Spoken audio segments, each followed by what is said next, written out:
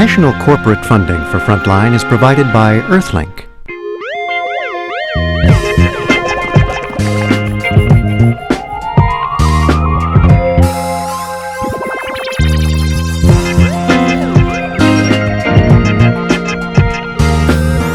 And by NPR.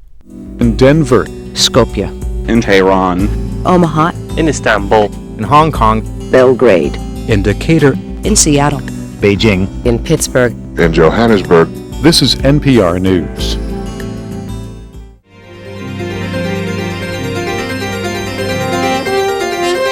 Additional funding is provided by the John D. and Catherine T. MacArthur Foundation and by the Corporation for Public Broadcasting.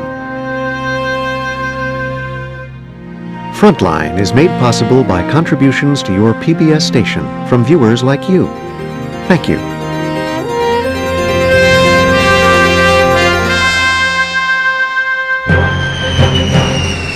"19 hijackers moved through Europe and America unnoticed. Several of these people had been tracked by intelligence until they got inside the United States, and then they were lost in our own country.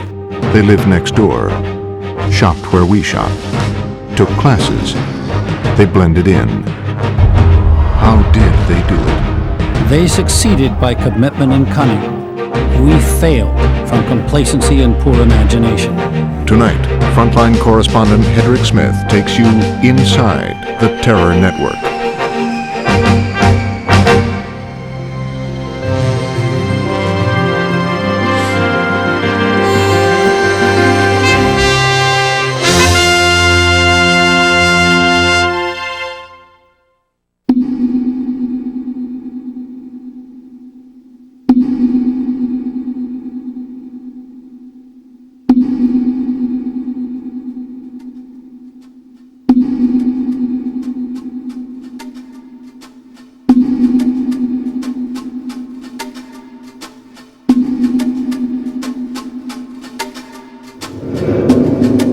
The story of the September 11th attack on America begins in this three-room apartment in a working-class district of Hamburg, Germany.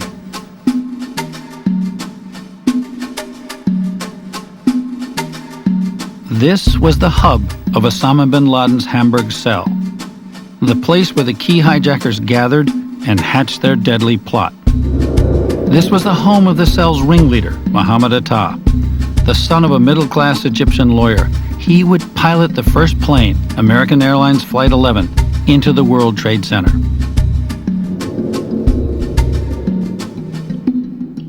Following Atta like a shadow was Marwan al-Shehi, the shy religious son of an imam from the Persian Gulf. He would fly the second plane into the Trade Center. The third key figure was Ziad Jarrah, an only son of a Lebanese merchant family, a charmer with a zest for life. He would fly United Flight 93 to its fiery crash in Pennsylvania. I came to Hamburg to try to understand these men.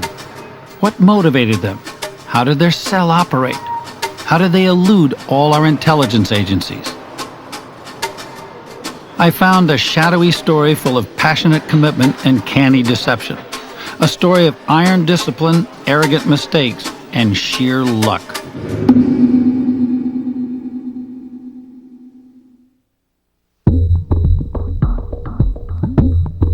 Hamburg is a mecca for ambitious young Arabs. They come here to learn from the West and go home to modernize their own countries. In 1992, a young Egyptian architectural student arrived in this industrial center and enrolled at a technical university to do graduate study in urban planning. Immediately, the serious 24-year-old Mohammed Atta impressed and intrigued his professor. He was not like young students looking, laughing. I was rather interested in his development. He was polite, he was somewhat reserved, he was very intelligent in discussing and argumenting, and the special thing, he was very, very religious. Shortly after his arrival in Hamburg, Muhammad Atta, already a qualified architect, took a part-time job with a local design firm. When he was 4 or 5 weeks in our office, he asked us if it's possible to pray in the office. And we said, why not? No problem. You can go in a corner, and if you want, you can pray. Fellow students who became his friends saw Atta as a workaholic with no taste or time for pleasure. He was not interested in cars, and I think he was not really interested in girls like Western young men are. The professor who knew him best always sensed an inner struggle, a schism within Muhammad Atta. How we can imagine that a man like Muhammad could be able to do what he should have done. I can only explain it that there are these two parts of a coin, two parts of a human being. And this is the dark, the bad, the awful part, and the other part, the normal. And he wasn't able to cover this dark part.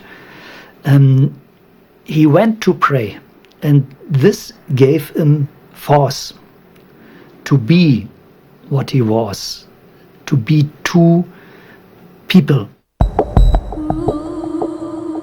Even in Cairo, there are no easy answers to why a middle-class college graduate with a bright future should have become a killer. But there were signs of conflict within the family, which evidently affected Atta as a child. His father was a successful lawyer, a domineering figure and a strict disciplinarian, who sent Muhammad to study in Germany because he had great ambitions for his only son.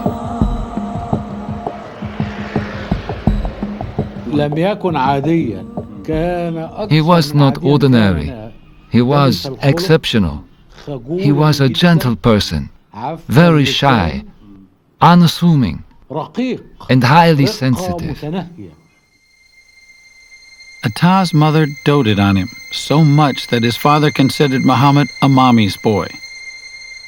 Atta felt overshadowed by his two older sisters, both successful graduates. Friends saw him as soft and immature. Muhammad, I remember him completely in a form of child. He has a child feelings, innocent, virgin. When he received his first degree from Cairo University, he seemed purposeful and happy, but reclusive. Really, he is a very delicate person. Sorry, I'm going to cry about him. He was a very nice person, really.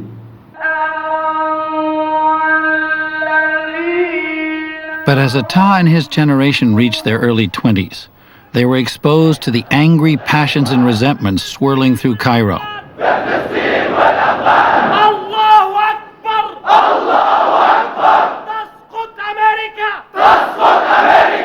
Anger at a ruling elite seen as corrupt and undemocratic.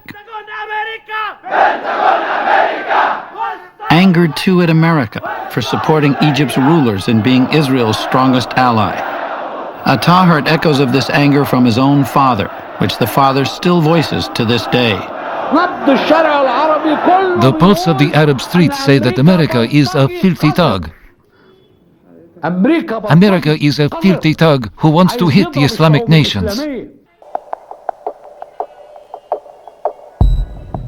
Two friends from the university in Hamburg saw a similar political hardening in Atta when they went to Cairo with him in 1996 on a joint study project. Atta was openly angry with the Egyptian government for exploiting its poor, and at the United States for its policies toward the Islamic world. These politics were always in the interest, actually, of the US. And he was very critical of that, actually. I could sense this sort of frustration and rage, especially about what was going on in the world and the biased politics against Muslims, as he would have regarded it. Attah's rage and frustration were fueled by the government crackdown on Islamic extremists. Attah told his friends he was afraid of being imprisoned himself because he might be linked to Islamic fundamentalists in his engineering school at Cairo University. Muhammad gave the impression of being sad and some kind of being depressive about his individual perspective and about the political situation, because he didn't know how to remain in Egypt without being criminalized, because he wanted to live in Egypt.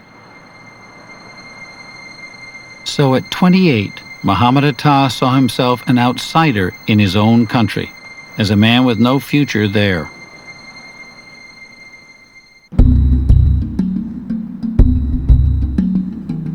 Returning to Hamburg with a permissive culture that is so offensive to devout Muslims, Attah felt even more the alien in an alien land.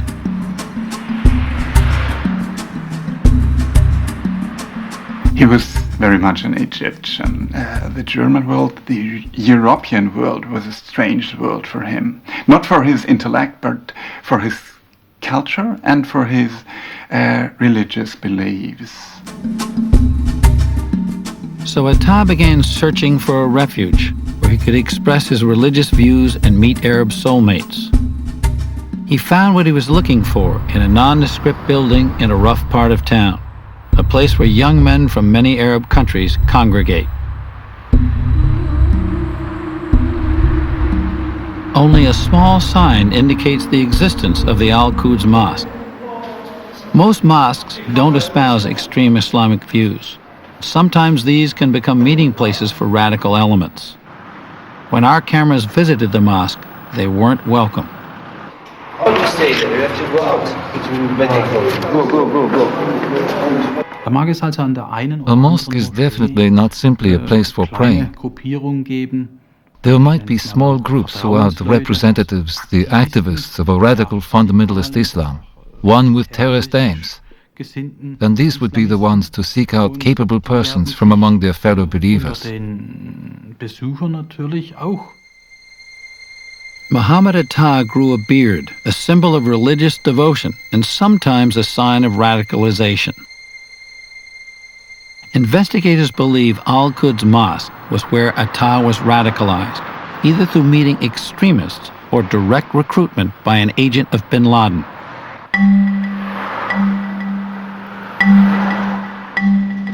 Muhammad Attah wrote out a will, declaring his willingness to make the supreme sacrifice. It was witnessed by some of his friends at the mosque. He urged them not to be sad when he died. I don't want anyone to weep or cry, or rip their clothes, or slap their face, because that is an ignorant thing to do. He ordered that no women should attend his funeral, a sign of his growing obsession with sexual purity. The person who will wash my body near my genitals must wear gloves, so he won't touch my genitals. It could have been a psychological preparation carried out by a person committing suicide against the background of a mujahid, a warrior following the way of the God. The Al-Quds Mosque is where investigators believe Muhammad Attah met two other young Arabs who would become members of the Hamburg terror cell and pilots on September 11th, Ziad Jarrah and Marwan al-Shehi.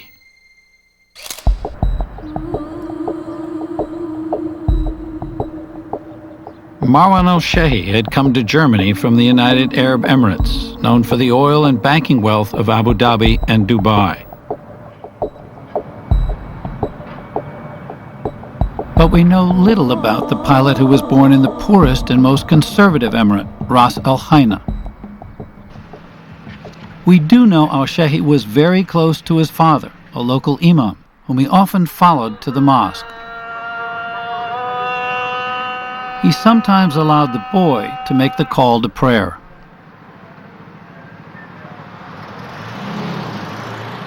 Marwan was a very normal individual.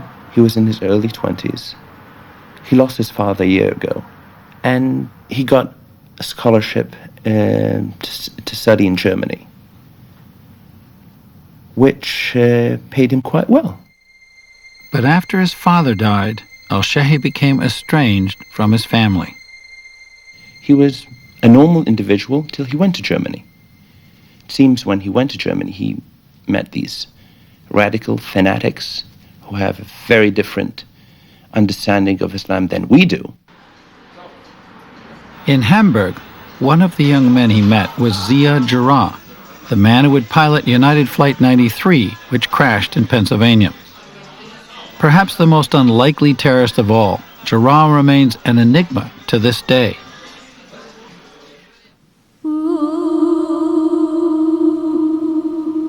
He came from the Bekaa Valley in Lebanon. Like al-Shehi, he lived next to a mosque, but was hardly religious.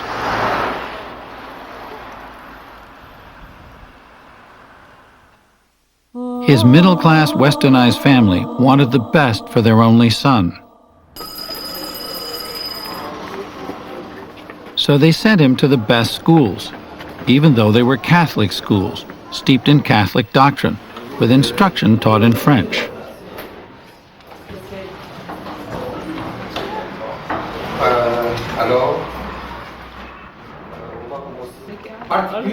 He went to the best schools in Lebanon. He was raised gently as he is the only boy in the family. He is the kind of lovely boy to his parents, to his family. He likes to have fun. As a young man heading to university in Germany, his dream was to become a pilot.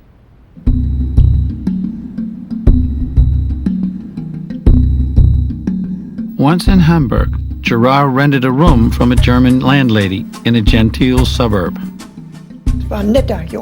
Yes, he was a nice young man, really, and we got on well. He used to bring me back presents, too, when he went home. Sometimes we would chat when I was having tea, and I would invite him to have a cup of tea with me.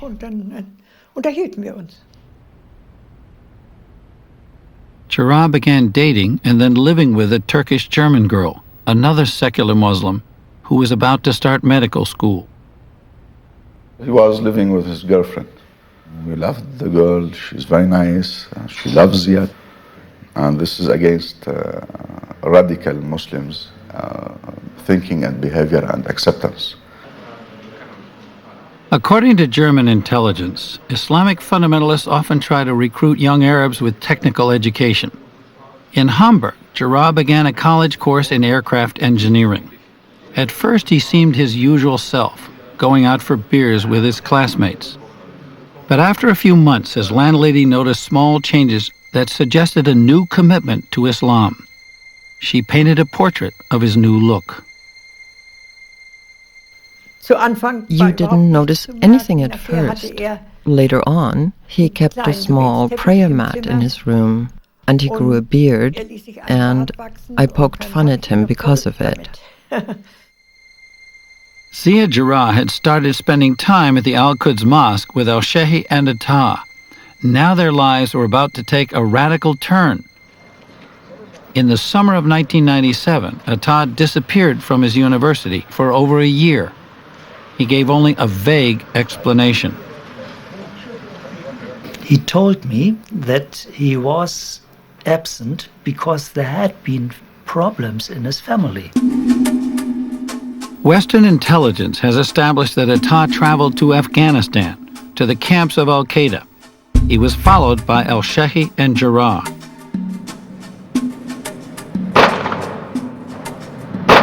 In bin Laden's camps, recruits were trained in the violence of terror, using weapons and explosives, and how to run covert operations in the West.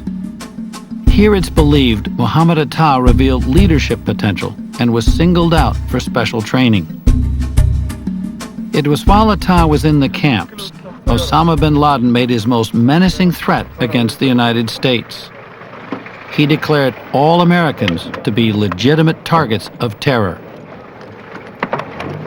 فلا تمييز بيننا بين الرجل لابس عسكري أو مدني بل هم جميعا نعتبرهم أهداف.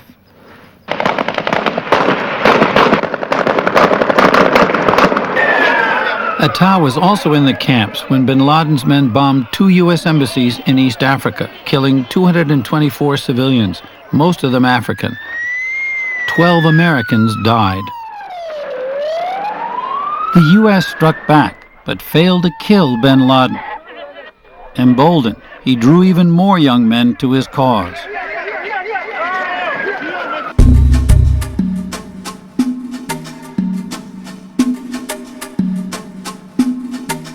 When Muhammad Atta reappeared at his Hamburg University in October 1998, he was a changed man. He looked more serious. He didn't smile as much as before. He worked hard. Atta's university studies took on a new urgency, but he had another even more urgent agenda. He'd become an operational commander for bin Laden, preparing a big attack. Following the blueprint set out in al-Qaeda's manual, he formed a terror cell. He found an apartment, number 54 Marienstrasse. This apartment became the meeting place for at least 6 Arab students. Muhammad Atta, al-Sheikhi, and Jarrah would become 3 of the pilots on September 11th. Another roommate, Ramzi bin al-Shib, was to have been the 4th pilot, the FBI says.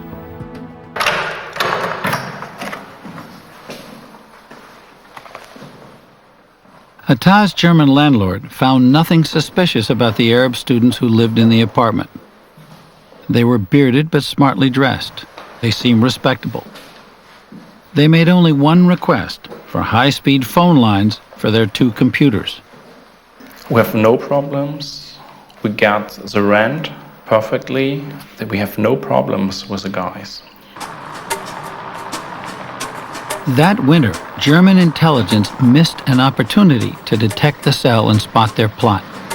In the aftermath of the Nairobi bombing, the Germans were carrying out surveillance on one of Atta's roommates, who was suspected of having links to bin Laden.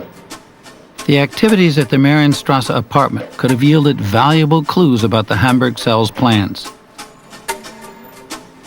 But the Germans didn't grasp what they had stumbled upon, because they never focused on Muhammad Atta or the other future pilots. Meanwhile, the cell stepped up its preparations. Late in 1999, Atta, al-Sheikhi, and Jarrah all reported their passports stolen. Guten Tag, ich bin der elektronische Fotograf. The old ones bore the evidence that they had all been to bin Laden's camps. They needed new ones to wipe the record clean. So they can get a visa to the US without them knowing that they've been to Afghanistan and Pakistan. Muhammad Atta's life in Germany was drawing to a close. After 9 years of study, he submitted his master's thesis on urban renewal in an ancient Islamic city. It earned the highest possible grade. He got 1.0, and that's the best I can give him. He was one of our best students. He was one of our very best students. On the thesis, Atta had written a dedication that only now seems ominous. It says, "Speak, my prayers and my sacrifice and my life and my death belong to Allah, the Lord of the worlds." My life and my death.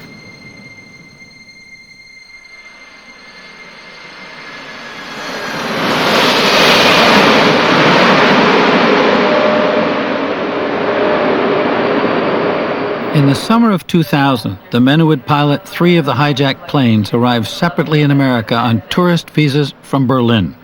It was 15 months before September 11th.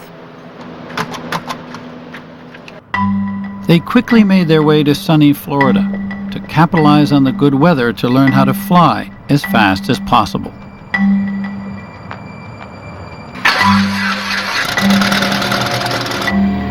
Mohammed Atta and Marwan al-Shehi enrolled at Huffman Aviation. As foreigners, they needed student visas to take lessons. But with just tourist visas, they were accepted anyway. No advance booking and no questions asked. Atta and al-Shehi walked into the front door, and we have no obligation whatsoever to do any background checks or passports or ID. They need to ID themselves the moment they're doing a test for the license. Huffman had a lot of foreign students, but instructors found these two Arabs unusual. They didn't mix with other students, and they didn't show any of the typical newcomers' enthusiasm for flying. Was it difficult to give Atta instructions? People say he's kind of arrogant, didn't want to take instructions. Yes, that's maybe one part of this character.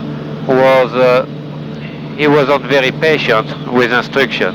He was just mostly want to fly the airplane, maybe with no patience, and no patience either.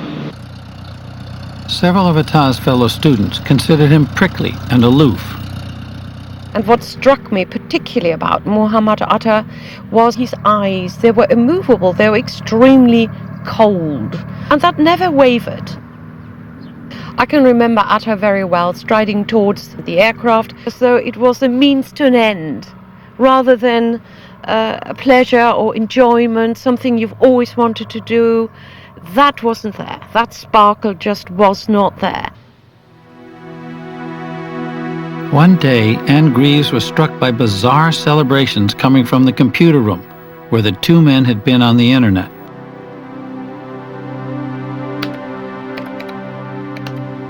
Muhammad Atta and al-Shehi were hugging each other with joy and almost dancing in the room, and I thought this was extraordinary, because I thought, wow, there's some life in them then after all.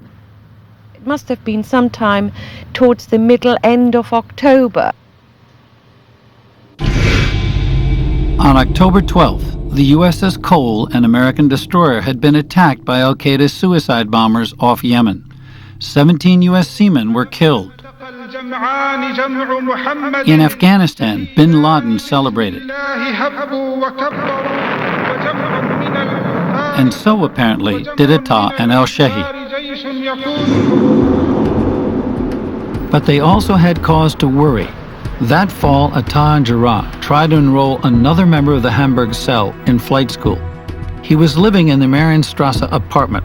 His name, Ramzi bin al-Shib, whom the FBI thinks was meant to be the fourth hijacker pilot. But he was from Yemen, considered a hotbed of terrorism. So the U.S. denied him a visa 4 times. Yet strangely, no one raised a question about his 2 friends from Hamburg, who wanted bin al-Shib to join them in flight school. No one asked questions either about how Atta and al-Shehi, with no visible means of support, were able to pay for expensive flight lessons. He put down 1,000 here, and this is the total. This is the total amount that he paid in order to fly. The 2 men had set up accounts at SunTrust Bank of Florida. The FBI now says Atta and al-Shehi were being fed streams of money from abroad. Eventually more than $100,000 each.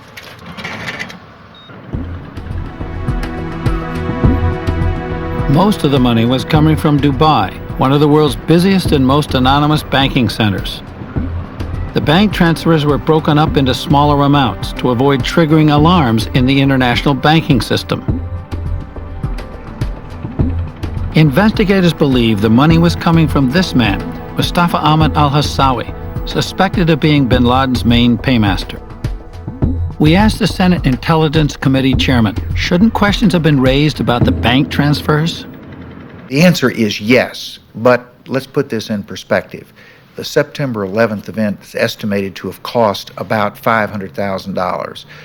In a banking system where every day there are trillions of dollars turned over, it is not surprising that that amount of money, particularly over a period of time, could have been lost in the system. But what was surprising, yet still aroused no suspicion, was a trip Atta and al-Shehi made to a jet aircraft simulator. They told the company they wanted to join an airline, and needed to familiarize themselves with an airliner cockpit. What do you think they took away from their experience here? What they wanted and what we gave them. They wanted an exposure to a jet aircraft. They came from flying a small airplane that flew maybe at 100 miles per hour. The aircraft that we were simulating was flying at 300 miles per hour. So it was a faster airplane, requires a little bit faster train of thought. My feeling is, looking back, of course, is that it was just, they were doing a job, they were preparing to perform a job, they needed to prepare for that task, and they were simply doing it. In December 2000, Atta and El-Shehi finished their flight training in Florida and began to travel back across the Atlantic, evidently to reconnect with Al-Qaeda. In January, the third pilot, Ziad Jarrah, flew into Dubai.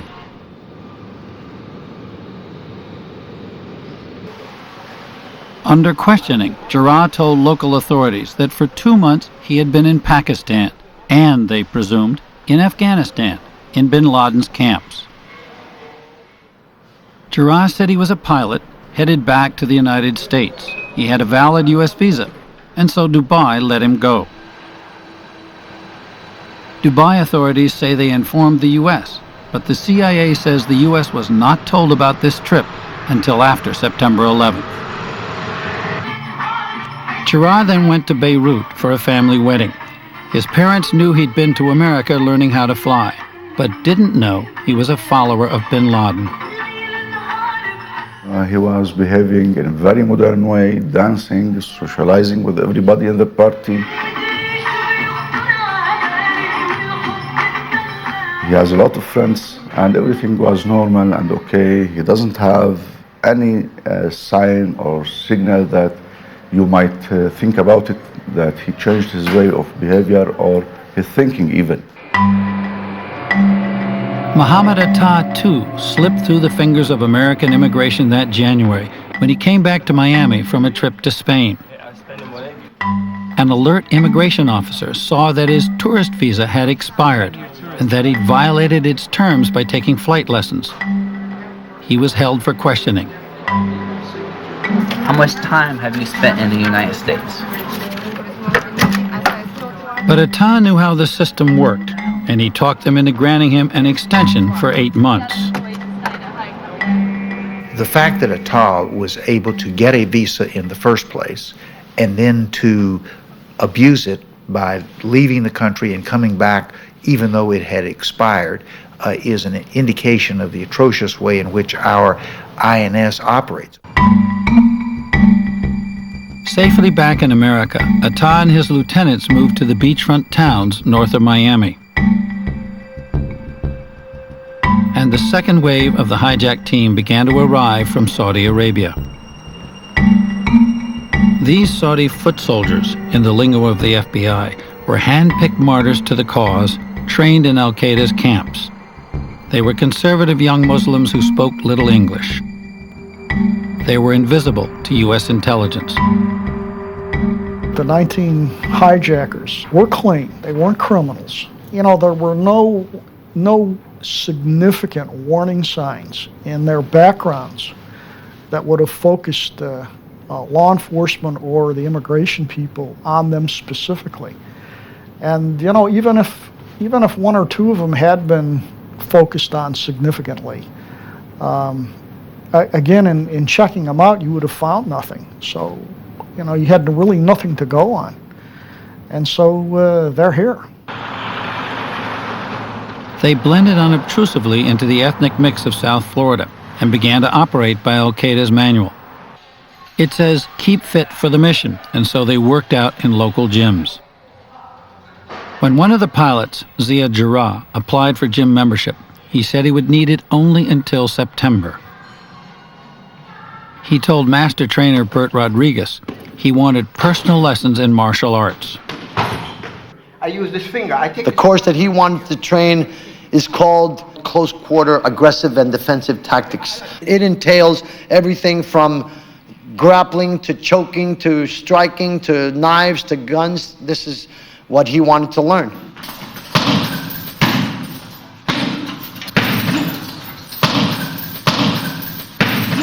He said that he traveled a lot, that he'd been to a lot of martial arts schools, but that he wanted to learn something that was going to be very effective in real life situations.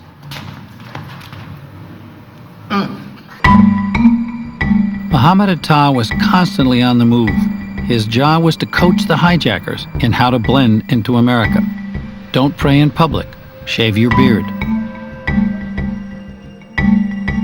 They followed al-Qaeda tradecraft meticulously. Be unobtrusive. Using money orders, not banks, to transfer cash. 24 and 25, thank you. For car rentals, Atta chose an agency which lacked software to check driving records. A lot of criminals do come here simply because, we're a little guy out of the way and a lot less conspicuous than going to a big place. For credit cards and airline tickets, they found blind, anonymous addresses. For communications, they intentionally went to busy public places. When you look at the ability to walk into a Kinko's, get on a computer and communicate via email for a short period of time and walk away from it, and perhaps have the ability to erase that communication from ever having occurred. Those techniques, or that tradecraft, was critical, in my estimation, to the events of September 11th. One cardinal rule of al-Qaeda is don't draw the attention of authorities. But the hijackers did make mistakes. Ironically, it was Atta himself who made a mistake that might have thrown the whole operation into jeopardy. Mike Delta 720 X-ray. At a routine road check, he was pulled over and cited for driving without a license. The citation that I'm going to give you, and with a small dismissal fee. Okay, if you wait beyond 30 days, it's going to cost more than you face having your license suspended. Okay, I need you to sign this citation. He was ordered to show up in court the following month, but he never appeared and was never pursued. Even more serious was the near disaster that Atta and al-Shehi ran into right after earning their commercial pilot licenses. They flew a small plane from Huffman Aviation to Miami International Airport and had a mechanical breakdown on a busy taxiway. We got a phone call, and it was Mr. Adam. He said the airplane had stalled. The engine would not keep running while he was on the ground, and I was kind of concerned about that. First thing I asked him was, did he have fuel, proper tank? Ran through a checklist with him. I suggested that you get the airplane towed and have it evaluated in the morning. What Atta had failed to mention was that they had left the plane on the taxiway. An angry FAA official called Huffman. He said they abandoned the airplane and needed to know all the facts. He was kind of agitated. You have an airplane down here, the students abandoned it, and we need to know what's going on. The FAA was upset about the plane, but apparently didn't bother to investigate the pilots further. As a licensed pilot, I find this to be a very bizarre and inexplicable situation. The fact that that incident didn't cause some bells to ring, both at the airport in Miami, the FAA, law enforcement agencies, is hard to believe. And if those bells had rung, it might have led to a series of investigations which would have peeled back this plot which was beginning to develop and potentially could have avoided September 11th. In the months leading up to the attack, Atta was a whirlwind of travel. He made several more trips to Europe. No one knows for sure what he was doing, but U.S. intelligence believes he was mainly making contacts with the al-Qaeda network. He traveled to Prague, where he was observed in a still unexplained meeting with the station chief of Iraqi intelligence.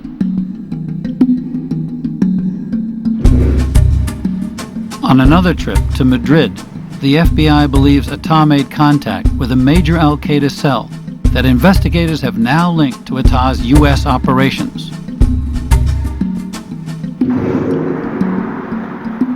And Atta returned to Hamburg, where some members of his cell were still living. On one visit, he also had a rendezvous with 3 Arabs who'd evidently come from Afghanistan to see him.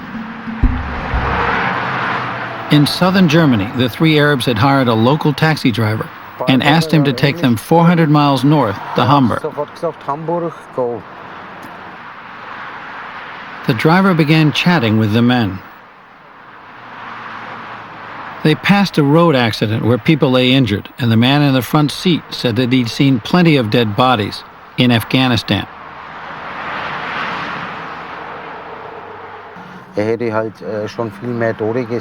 So I asked him if he had been a soldier in Afghanistan. He said, yes. You was a soldier in Afghanistan. They told the taxi driver to take them to the Hamburg railroad station, where a friend would be waiting and would pay the fare. They greeted each other with a big bear hug when they met. And then he walked over to me at the car. But he didn't smile or anything. After September 11th, the taxi driver immediately recognized the unsmiling man at the station. I saw the picture on television, Avatar, and I knew that he had been the man who had paid for the taxi here in Hamburg. When he traveled, he probably met either directly or indirectly members of Al-Qaeda. He probably received instructions from the hierarchy associated with Osama bin Laden from his emissaries. He probably received instructions on who to contact for financial and logistical support. Those trips were critical, in my mind, to the success that they unfortunately had on September 11th.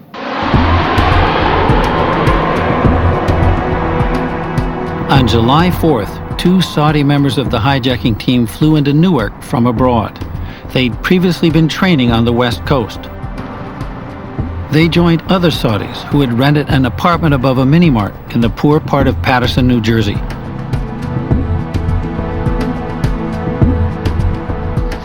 For several months, the landlord told me, 4 Saudis lived in the apartment without any furnishings, just a couple of bare mattresses on the floor. Several times Atta came from Florida to see them and was spotted on the streets of Paterson. Like the group in Florida, they all had clean records, except for one of the new arrivals, Khalid al-Mihdhar. That January, the CIA had learned that al-Mihdhar had been involved in the planning of the bombing of the USS Cole. But his name wasn't put on an immigration watch list until the end of August, after he was already in the country. Agents would still be searching for al-Mihdhar and his companion on September 11th. They should have been picked up when they entered the United States, failed to do so. It also was a breakdown in the handoff of information from the intelligence services to the domestic law enforcement agencies. Several of these people had been tracked by intelligence until they got inside the United States, and then they were lost in our own country. Perhaps the greatest missed opportunity to foil the plot came just a month before the attack, when a French-Moroccan student was jailed in Minnesota. Zacarias Moussaoui aroused suspicion as an inexperienced pilot seeking advanced jet simulator training for a 747 airliner. The flight school alerted the FBI, noting that a fully fueled 747 could be used as a bomb. That was sufficient to cause the operator of the simulator to bring it to the attention of the local FBI, but it wasn't sufficient to cause central FBI to say we need to conduct an aggressive investigation to find out what Moussaoui is up to. After September 11th, the FBI did investigate and discovered Moussaoui had direct links with the Hamburg cell. Ramzi bin Oshib had sent him $14,000 to pay for the flight lessons. The FBI now believes Moussaoui was tapped to take bin Oshib's place as the 20th hijacker. If we had done that investigation, it might have been the beginning domino of a whole chain that would have led back to the plot that hit us on September the 11th. It was now the month before the attacks. The 19 hijackers were in place, including a fourth pilot, Hani Hanjour, who had long been in training. By now, the targets in New York and Washington had been fixed. The terrorists were rehearsing, according to the al-Qaeda blueprint, making test runs on the flights they would hijack. Coldly, they checked out whether security would let their box cutters pass, and how close air crews would let them get to the cockpit. They discovered Tuesdays had the lightest traffic, more chance of on-time takeoffs, fewer passengers to control. Then they booked seats up front, business class.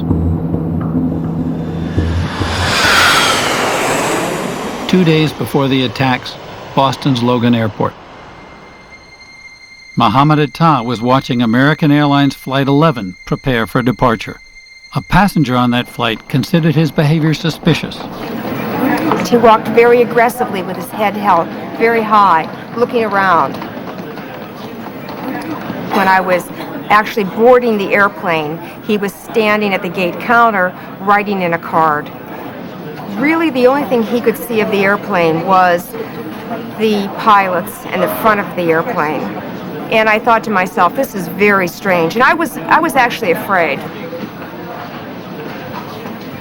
I actually watched everyone get on the plane because I'd made a promise to myself that if he got on the plane, I would go see the captain because his behavior had been so bizarre.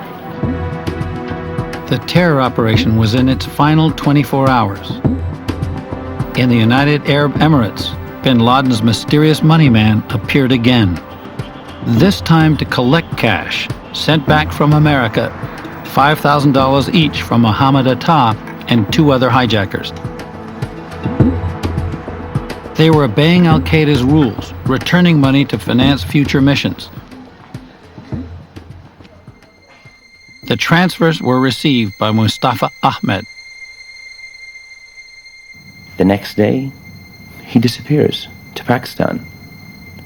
That was the day of the attacks. I wouldn't say more than that. That explains a very strong link. Today, Mustafa Ahmed is a wanted man. So too are the 3 remaining members of the Hamburg cell. They fled just days before the attacks, evidently headed for Afghanistan. They hold the key to many unanswered questions about the September 11th plot.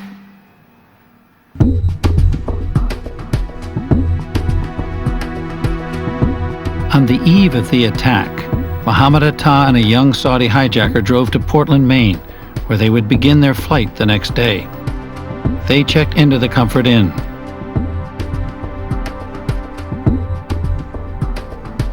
Their final hours would be spent wandering around Portland. Various security cameras captured their images. In the photos, Atta appears stern-faced, as always. A document entitled The Last Night would later be found in Atta's luggage, also in a car left by other hijackers, and in the wreckage of a plane. It made clear that death lay ahead. Make an oath to die. Remind yourself that in this night you will face many challenges. Obey God. Stand fast. In the early hours of September 11th, Ziad Jarrad called his girlfriend from the airport hotel in Newark. He had told his family he'd be bringing her soon to another family wedding. He was planning to pass by Hamburg to see if she can come with him to Lebanon before September 22 to attend the wedding. Even he told his father that I already bought the suit for the wedding of my cousin. Everything was normal and okay. He doesn't have any sign or signal that he changed his way of behavior or his thinking even.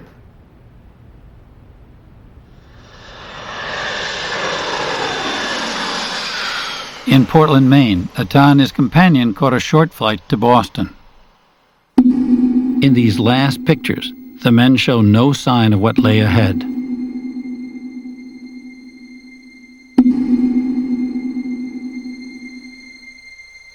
When the hour of reality, the 0 hour approaches, open your heart and welcome death for the sake of God.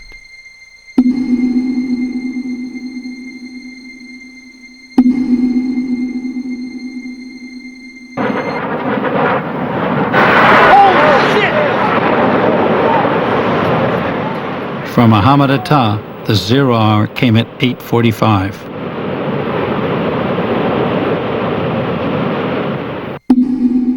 At Boston's Logan Airport, another group of hijackers had boarded a plane. Marwan al-Shehi, shadowing Atta to the end, would fly a second jet into the World Trade Center. Remember to pray before reaching the target. After that, God willing, we will meet in paradise.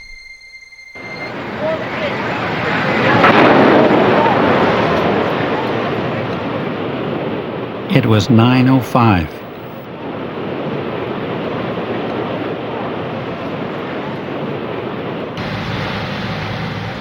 As New York burned and a third plane crashed into the Pentagon, the final act of the tragedy was unfolding on board Flight 93 out of Newark. At 9:25, just as passengers were settling in for a cross-country flight, the hijackers stormed the cockpit, the captain shouting, "Get out of here!"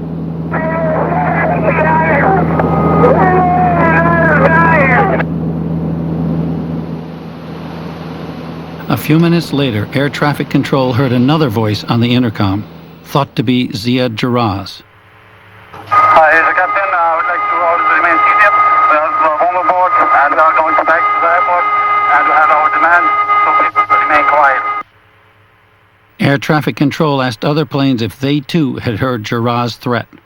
Vector 956, did you understand that transmission? Affirmative. He said there was a bomb on board. United 93, understand you have a bomb on board? Go ahead. They called Flight 93 22 times, all in vain. United 93, United 903, do you hear Cleveland?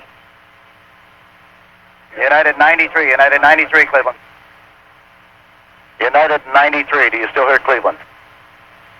At 10:10, Flight 93 crashed into the fields near Pittsburgh.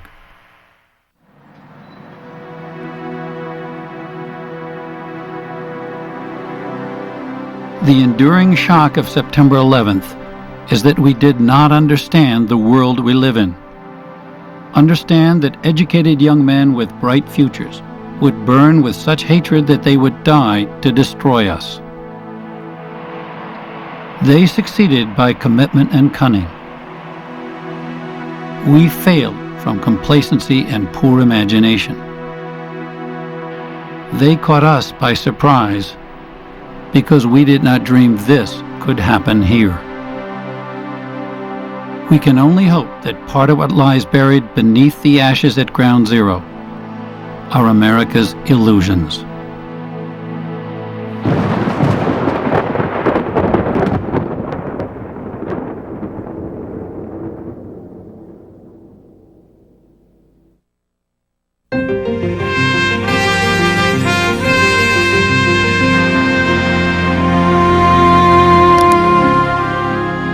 There's more to explore about this report on our website, including a full chronology of the terrorist movements and activities. More on the intelligence failure of September 11th, excerpts from the terrorists' writings and Al-Qaeda's manual, and a chance to join the discussion about this Frontline report at PBS Online, pbs.org, or write an email to frontline@pbs.org, or write to this address.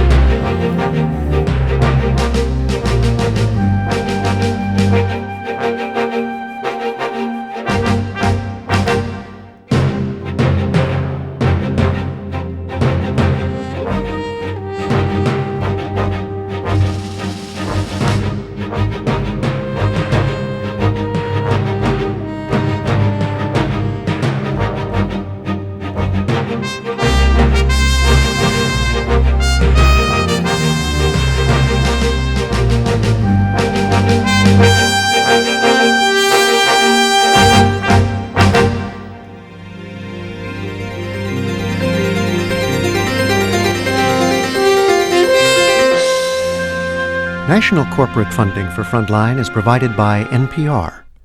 In Denver. Skopje. In Tehran.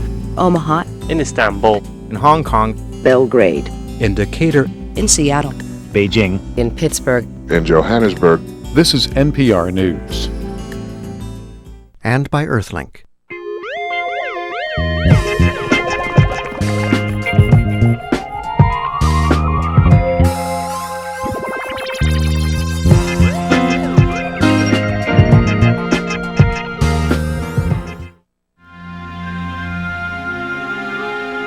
Additional funding is provided by the John D. and Catherine T. MacArthur Foundation and by the Corporation for Public Broadcasting. Frontline is made possible by contributions to your PBS station from viewers like you. Thank you.